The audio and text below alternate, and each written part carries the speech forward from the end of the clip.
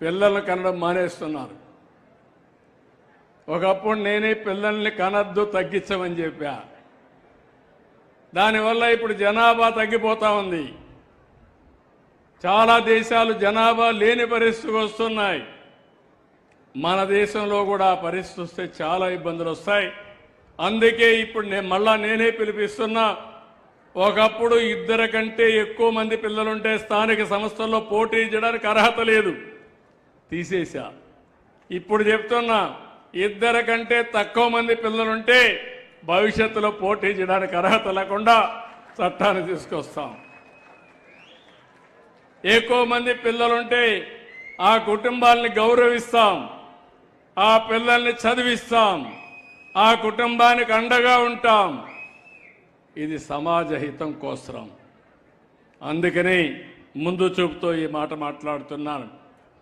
ఇంకో పక్క సంక్షేమ కార్యక్రమాలు ఇవ్వడం మనందరి బాధ్యత.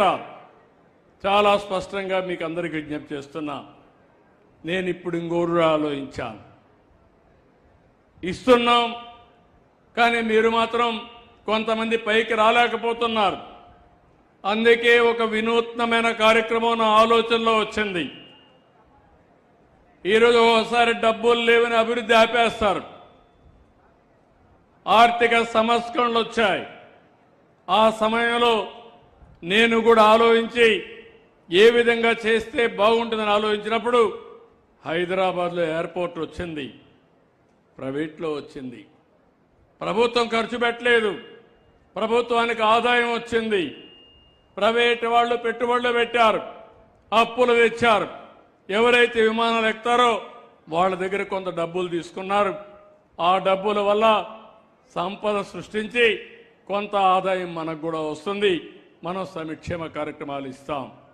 ఒక రోడ్డు ఉంది, ఒక సెల్ ఫోన్ ఉంది, లేకపోతే ఒక పోర్ట్ ఉంది, ఒక ఎయిర్పోర్ట్ ఉంది. ఇవన్నీ కూడా పీపీపీ విధానంలో ప్రభుత్వ ప్రైవేటు భాగస్వామ్యంతో వచ్చాయి.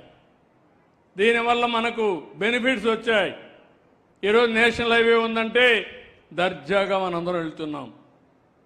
సైకిల్లో పోతే ట్యాక్స్ లేదు, ట్రాక్టర్లో పోతే ట్యాక్స్ లేదు, ఆటోలో పోతే ట్యాక్స్ లేదు, స్కూటర్లో పోతే ట్యాక్స్ లేదు, కారులో పోతే మాత్రం టోల్ ఫీ పే చేయాలి. తప్పేంటి?